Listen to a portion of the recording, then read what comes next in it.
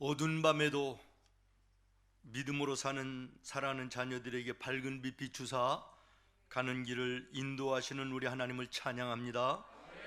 창세기 8장에 보면 601년 정월 초하루 노아가 방주의 뚜껑을 열고 보았더니 지면에 물이 거쳤더라 그랬습니다. 지면에 물이 거쳤다. 노아의 심판의 끝부분에 지면에 물이 거쳤다라고 하는 것은 재앙이 물러갔다라는 것입니다. 흑암이 끝나고 광명의 빛이 비추기 시작했다, 그런 말이지요.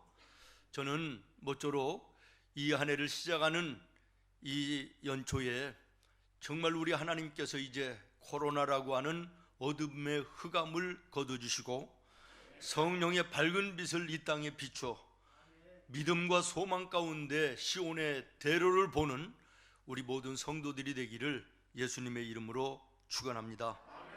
저는 늘 우리 성도들의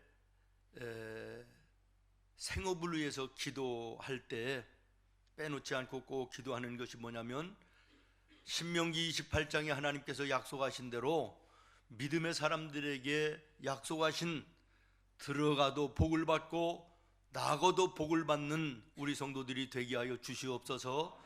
그래서 집안에 있는 떡반죽 그릇에도 복을 받고 또 밖에 있는 외양간에도 복을 받아 이 땅에 기름진 것으로도 충만하게 하셔서 나누어 주며 살지라도 꾸이러 다니지 아니하는 우리 성도들 되게 하여 주시옵소서. 그래서 우리 성도들의 손과 발로 하는 생업에 날마다 일거리들을 더하여 주시고 손님들이 끊어지지 않는 은혜를 허락해 달라고, 밥을 먹을 때마다 식기도에 우리 성도들의 사업장을 위해서는 이 기도를 꼭 반복적으로 그렇게 하고 있습니다. 여러분의 자녀들을 위해서 부모된 우리가 기도할 때 우리 자녀들이 슬픈 인생, 괴로운 인생, 병들어 고통하는 인생, 가난하여 꾸이러 다니는 인생 살기를 원하는 부모가 어디 한 사람이나 있겠습니까? 전부가 기쁘게 살기를 원하고 건강하게 살기를 원하고 물질로도 부유하게 살기를 간절히 구하는 게 우리 부모들의 자녀를 향한 마음 아니겠나요? 마찬가지입니다. 주의 종도 그렇고 부모된 여러분도 그렇고 자녀된 자들에게 이렇게 원하는데, 우리의 사랑의 아버지이신 하나님께서 사랑하는 자녀들이 인생길 걸어갈 때 기쁘게 살기를 원치 않으시겠느냐? 건강하게 살기를 원하시지 않겠냐? 부유하게 살기를 원하시지 않겠느냐라는 것입니다.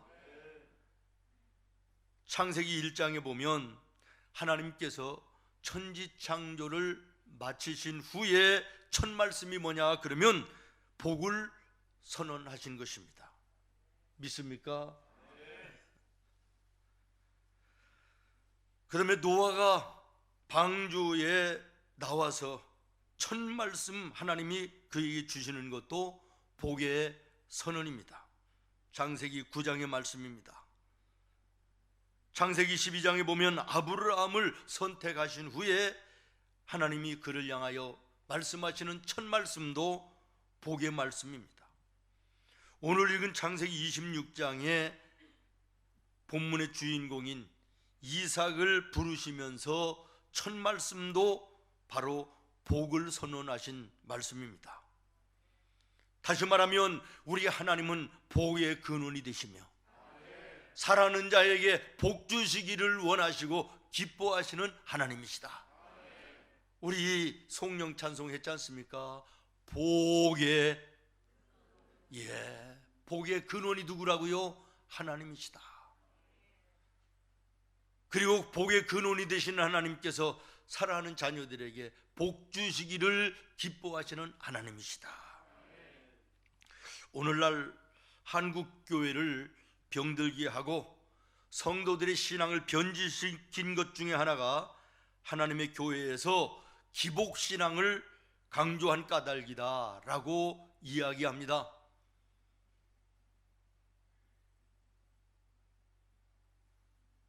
그러나 예수를 믿는 자체를 세상의 출세를 위해서 또는 세상에서 돈 많이 버는 부자가 되기 위해서 또는 육신적인 만족과 즐거움을 위해서 신앙생활을 한다, 그러면 이것은 잘못된 신앙이고 기복신앙임에 틀림이 없습니다. 그러나 복받을 만한 신앙생활을 하고 하나님이 보실 때 기뻐하실 만한 신앙의 생활을 하는 그 모습을 보시고 하나님이 베풀어 주시는 복이라면 축복입니다. 이건 은혜 중에 은혜이고요, 우리 성도들이 마땅히 이 땅 위에서 누려야 될 복인 줄로 믿습니다. 우리가 예수 그리스도의 복음을 통하여 구원받아 영적인 복을 영원토록 누리는 축복도 물론 우리 신앙의 기본이나, 그러나 이 땅 위에 사는 동안에는 또 육신적이고 세상적인 물질의 복도 누리며 살아야 되고, 우리가 누릴 뿐만 아니라 나누어 주며 사는 풍요로운 삶을 살아야 되지 않겠습니까? 이런 삶이 되기를 예수님의 이름으로 축원합니다.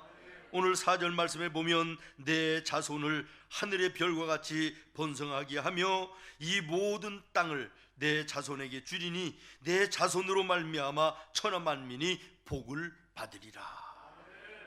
얼마나 멋있는 복입니까? 얼마나 큰 복입니까? 쭉 내려가서 12절로 13절입니다. 이삭이 그 땅에서 농사하여 그 해에 100배나 얻었고 여호와께서 복을 주심으로 그 사람이 창대하고 왕성하여 마침내 거부가 되어, 창대하고 왕성하여 마침내 거부가 되었다. 이삭에 대한 말씀 아닙니까? 저는 모쪼록 우리 생문의 모든 성도들이 이 땅 위에 사는 동안 이삭이 누렸던 이 놀라운 복을 이 땅 위에 누리며 사는 우리 성도들이 되기를 하나님 앞에 간절히 기도합니다. 그러면 이삭이 어떠한 삶을 살고 어떠한 신앙생활을 했기에 이러한 놀라운 물질적인 재물의 축복도 받을 수 있었는가라고 하는 것입니다.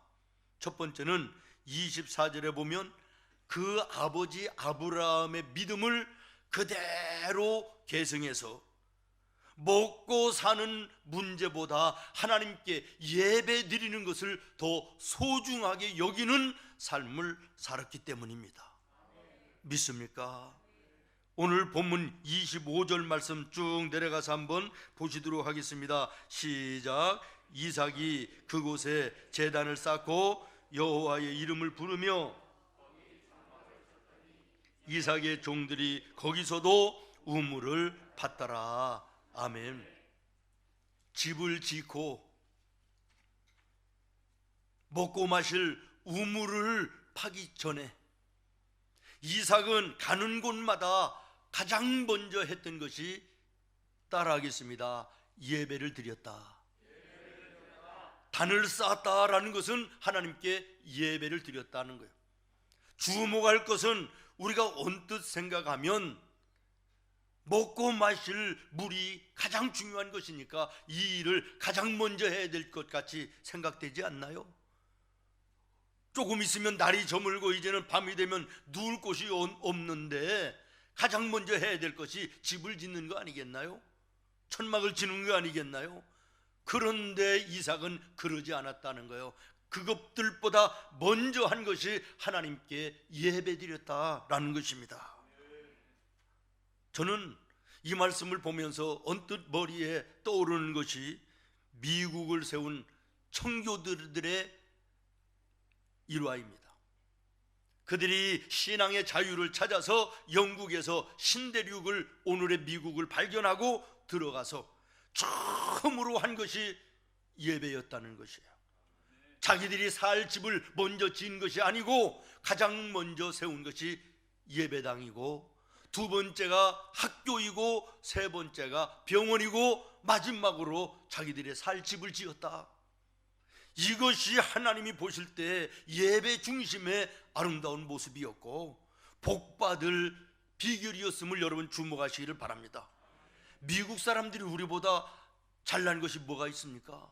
그럼에도 불구하고 세계의 최강국으로 요지 부동의 그 자리를 지금까지 지켜올 수 있었던 비결이 바로 청교도들의 예배 제일주의, 예배 중심의 삶이었다는 사실을 여러분 기억하면서 오늘 나와 삶의 가장 중요하게 여길 부분이 무엇인가를 여러분 우리도 깨달아야 될 줄로 믿습니다. 다시 말하면 이삭은 당장 무엇을 먹고 사느냐라고 하는 의식보다는 오늘 내가 어떻게 살 것이냐라고 하는 이 의식을 가지고 고민할 때 하나님께 예배 드리는 것이다라는 것을 깨달았고, 그 깨달은 예배의 생활을 삶의 제일 중심에 놓고 예배 제일 주의의 삶을 살았다라고 하는 것이고, 이것이 하나님이 보시기에 아름다워 하나님께서 이삭을 번성하고 창대하게 하며 거부가 되게 하시는 놀라운 은혜를 베풀어 주신 비결이었음을 주목하셔야 될 줄로 믿습니다. 그래서 이 사실을 깨달은 사도 바울은 그런즉 너희가 먹든지 마시든지 무엇을 하든지 하나님께 영광을 돌리게 하라라고 말합니다. 여러분, 예배가 무엇입니까? 하나님께 나의 삶에 가장 중요한 것이 영광 돌리는 것임을 알아 하나님 앞에 예배 드리는 것입니다 라고 하는 것임을 기억하시기를 바랍니다. 그렇습니다. 예배는 신앙생활의 기본이고 중심입니다. 예배는 하나님 내 삶의 가장 근본이며 내 삶의 목적의 제일 1순위가 하나님께 예배함입니다 라고 하는 신앙의 고백이 우리가 드리는 예배인 거로 정신을 차리고 예배를 드려야 될 것이에요. 믿습니까? 예배를 환경이 주어지면 드리고 환경이 어려우면 그냥 빼는 이런 정도의 예배 의식으로 어떻게 예수 여호와 하나님을 섬기며 믿는다라고 이야기할 수 있습니까?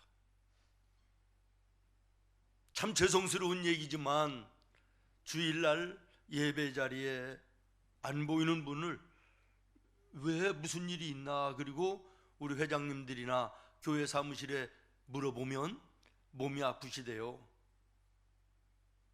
그런데 그 다음 날 월요일에 보면 출근은 했어요. 먹고 사는 일이 급하니까 그럴 수 있겠지요. 그러나 급한 일보다 중요한 일을 먼저 하는 것이 성도인 것입니다. 먹고 사는 것은 급한 것이고 예배 드리는 것은 중요한 일인데, 우리는 급한 일과 중요한 일이 상충될 때 여지없이 중요한 일은 뒤로 하고 급한 일을 쫓아가는 것이 우리의 모습이고, 이것이 우리의 신앙의 한계이며 하나님이 복 주실 만한 조건을 갖추지 못하는 이런 모습임을 여러분 기억하시면서 나의 신앙의 모습, 나의 예배 생활의 모습이 어떠한지를 점검하고 돌아보는 여러분 되기를 바랍니다.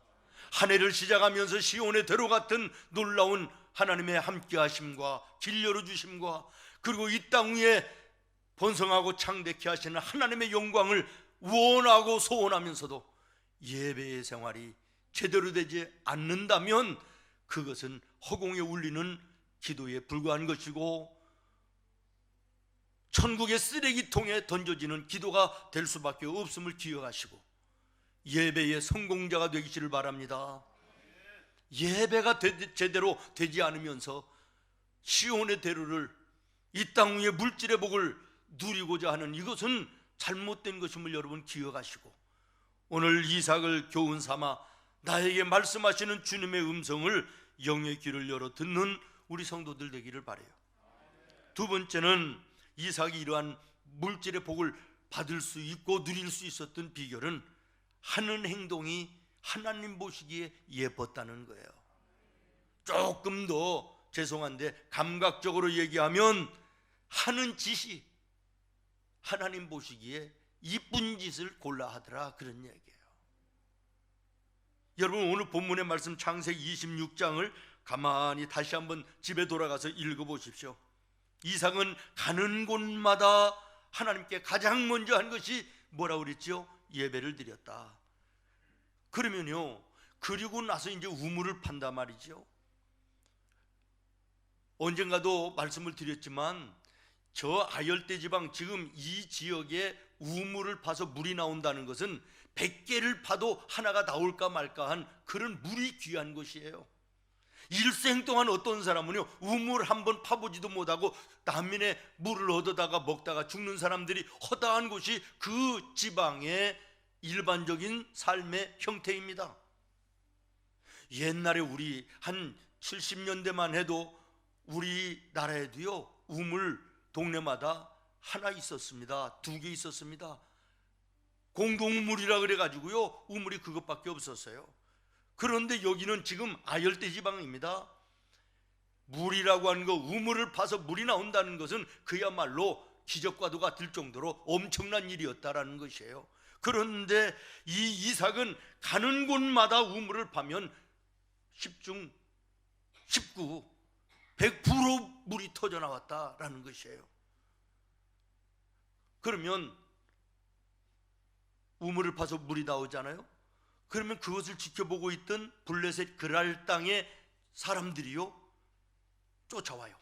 이거 우리 땅에서 니들 우물 파서 물이 나왔지? 이거 우리 땅이야, 우리 우물이야, 이러고 시비를 붙는 거예요. 그러면 이삭은 조용히 다투지 않고 양보하고 그리고 또 다른 지역으로 가서 우물을 파는 거예요. 그런데 여기서 우리가 주목할 것은 이삭의 이 일행이 힘이 없어서, 그랄 사람들과 싸울 만한 힘이 없어서 양보하고 손해보고 다른 곳에 가서 우물을 또 파고 또 파고 또 파는 것이 아니라는 것이에요. 16절, 오늘 쭉 내려가서 16절 말씀에 보면 블레셋 왕인 아비멜렉이 이삭에게 얘기합니다. 너희가 우리보다 어떻게 하다고요? 강성하다. 다시 말하면 이삭이 힘이 없어서 양보하고 손해를 보면서 그날 사람들이 와서 시비를 걸면 우물을 양보하고 간 것이 아니라 하나님의 사랑으로, 하나님을 아는 사람으로 양보하고 손해하고 그리고 또 다른 곳에 가서 우물을 팠다. 26장에도 보면 무려 6번을 파요. 6번씩이나. 한두 번이면 몰라도 6번씩 참고 양보하고 손해보면서 옮겨다니는 이 이삭의 모습이 인간의 눈으로 비춰볼 때는 어리석고 바보 같은 모습일 수 있으나 하나님이 보실 때는 그 모습이 이뻐 보였다는 거예요.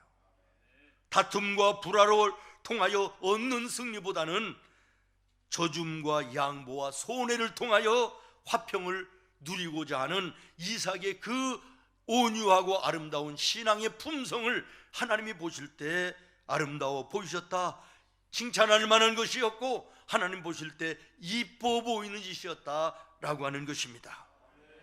왜 그렇습니까? 하나님은 화평을 원하시는 분이십니다.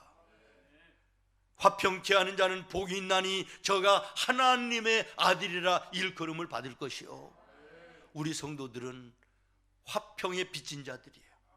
하나님과 우리가 죄로 인하여 원수되었을 때 예수님께서 오셔서 그 십자가의 보혈을 흘려주심으로 우리의 죄를 사하시고 하나님과 원수된 나와 여러분을 화평케 하신 놀라운 은혜를 베풀어 주셔서 우리가 구원받은 거 아닙니까? 그러므로 우리는 화평에 빚진 자들이라. 그러므로 우리는 일상생활 속에서도 여러분의 동료들과 이웃들 간의 관계 속에서도 예수님의 이름으로 져줄 수 있는 여러분이 되어야 돼요. 예수님의 이름으로 양보하고 예수님의 이름으로 손해볼 줄 아는, 여기까지 가야 예수 믿는 크리스찬의 아름다운 모습이 생활 속에 향기로 빛으로 나타나는 거라, 이런 말입니다. 로마서 1장, 로마서 12장 말씀에 보면 화평케 하는 자가 복이 있나니 너희는 모든 사람들과 더불어 할 수 있으면 화평하는 자가 되라. 모든 사람과 더불어 화평하는 우리 성도들이 되어야 될 줄로 믿습니다. 그런데 안타까운 것은 다른 사람들은커녕 내 가족, 내 식구들조차도, 교회 안의 믿음의 형제 자매들조차도 화목하지 못하고 화평을 이루지 못하는 이런 안타까움이 눈에 띌 때가 많이 있지 않습니까?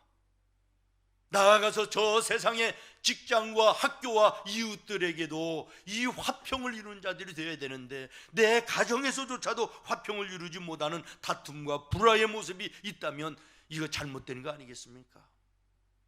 우리의 신앙을 점검하는 아침 되기를 바랍니다.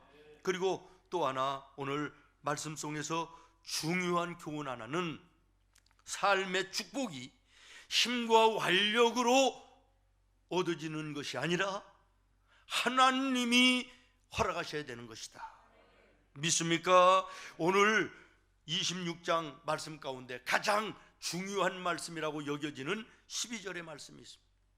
12절, 여러분 하반절에 보면 여호와께서 복을 주심으로. 믿습니까? 이삭이, 다른 사람들은 전부 다 흉년인데 이삭의 농사채만큼은 100배나 풍년을 이루는 비결, 거부가 되고 창대하게 되어지는 이 놀라운 비결이 어디 있었느냐? 하나님이 복을 주심으로. 믿습니까?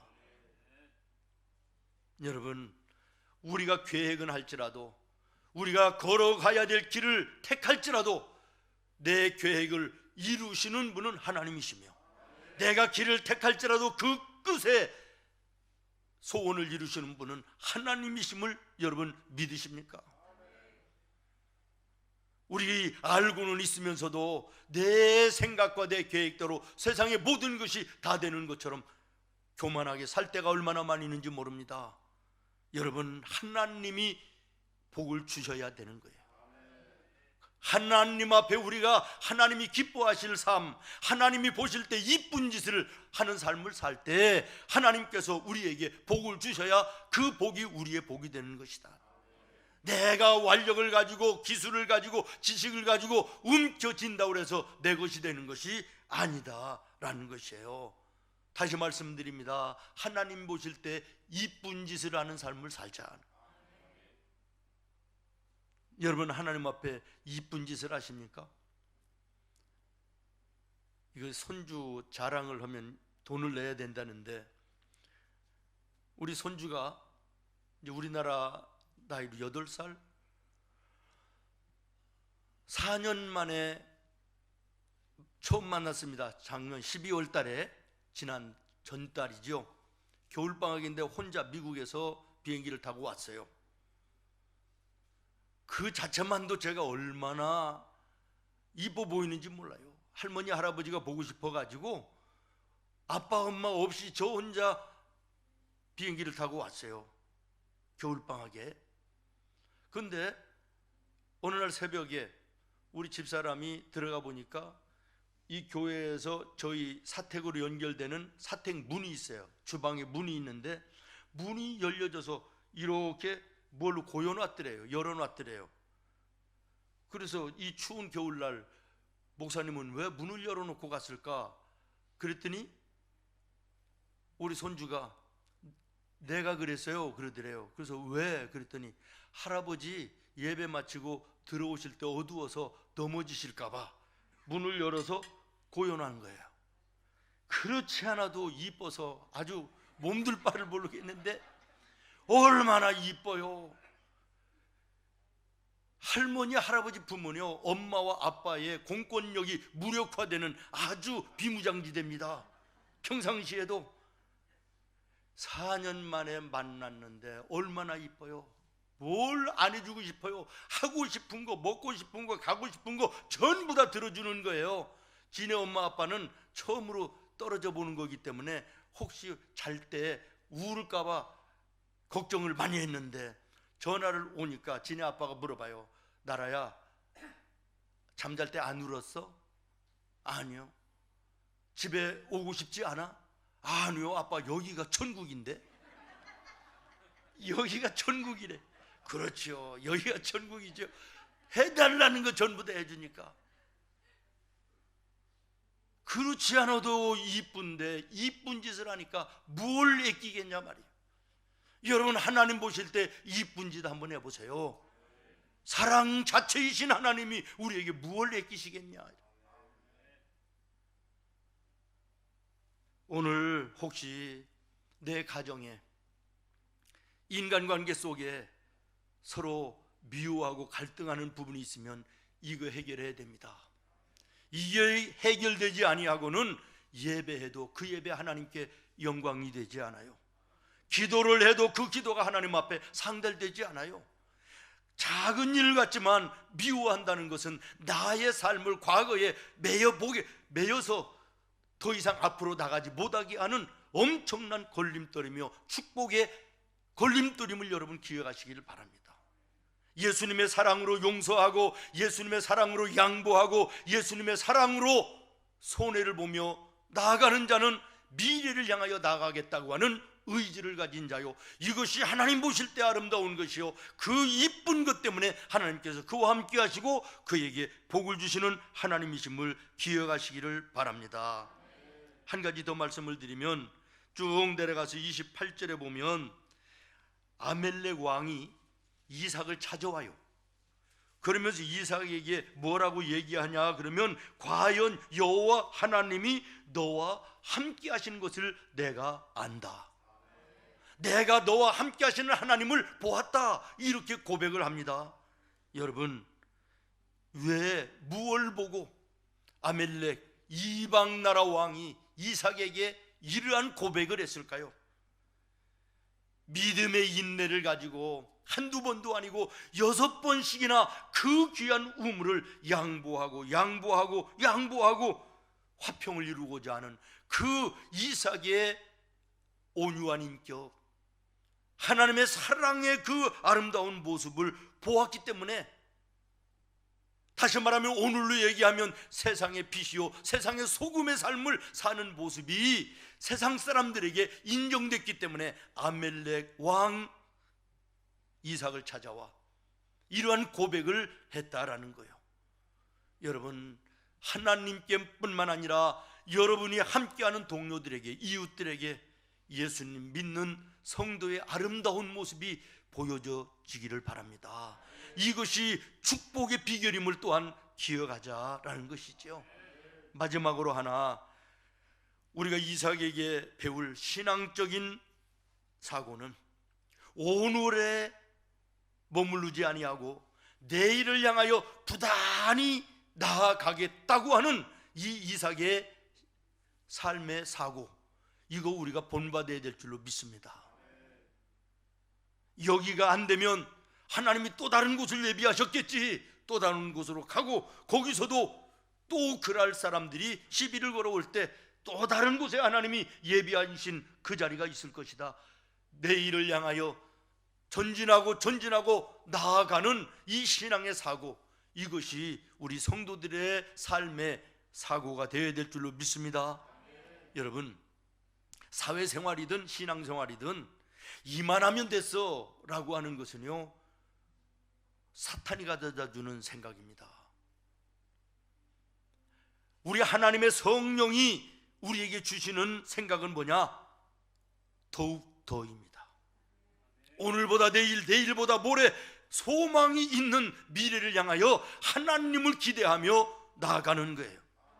오늘이 힘들고 어려워도 빛을 비춰주실 주님을 소망하며 빛을 향하여 나아가는 것이, 이것이 그리스도인의 창조적 신앙생활의 모습임을 기억하시기를 바랍니다. 오늘 성경에 나오는 블레셋 사람들의 삶의 사고는 무엇입니까? 적당하게 살다가 남이 만들어 놓은 거 슬쩍 가서 시비 걸어가지고 뺏어가지고 그걸 누리면서 살고자 하는 이런 모습입니다. 그러니 블레셋 결국에는 어떻게 되죠? 망하는 나라가 되는 거예요. 그런데 지금 이스라엘의 이삭은 어떤 삶의 사고를 가지고 있습니까?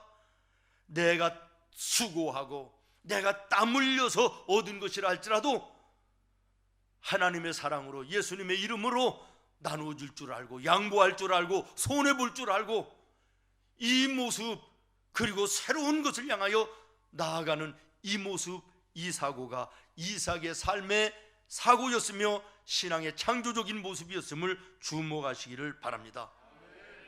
그날 사람들이 와서 시비를 걸 때마다 왜 이삭의 일행들이 불만이 없었겠습니까?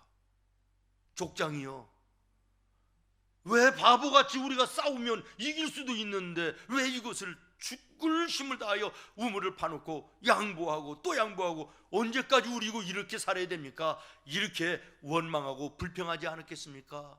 그때에 이삭이 22절에 보면 이렇게 이야기합니다.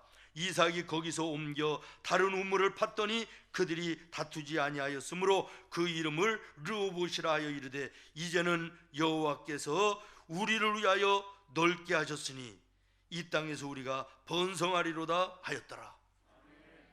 우리가 지금 여기서 뺏기는 것 같고 옮겨가고 어려운 것 같지만 결과적으로는 우리의 지경이 넓어지는 것이 아니냐. 우리가 여기서 머물면 우리의 지경이 여기로 끝나지만 우리가 이것을 양보하고 또 다른 곳에 가서 우물을 파서 거기서 우물이 나오면 우리의 지경이 그만큼 넓어지는 것이 아니냐. 여러분, 이것이 믿음의 사고인 것입니다.